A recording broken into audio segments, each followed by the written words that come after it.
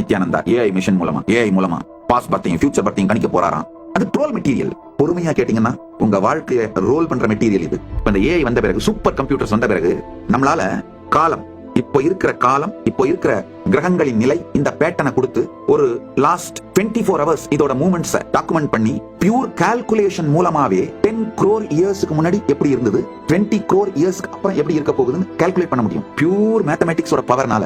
அதே மாதிரி இப்போ நம்முடைய மனம், உடல், நம்முடைய பிசியாலஜி, சைக்காலஜி, நம்ம நியூரோபெப்டைட்ஸ்னா ஒரு உணர்ச்சி கொந்தளிப்பு நமக்குள் நடக்கும் பொழுது அதோட டாக்ஸின்ஸ் வந்து நம்முடைய இன்டர்னல் ஆர்கன்ஸ்ல டாக்குமெண்ட் ஆயிடுது. இதை எல்லாத்தையும் ஏஐல ஃபீட் பண்ணி வெறும் மேத்தமேட்டிக் கால்குலேஷன் மூலமாவே நம்மளுக்கு கடந்த பிறப்புகள் இருந்ததா, இதே போக்குல நான் போனேன்னா எனக்கு மறுபிறப்புகள் உண்டான்னு தெளிவா முடிவு பண்ண முடியுங்கயா.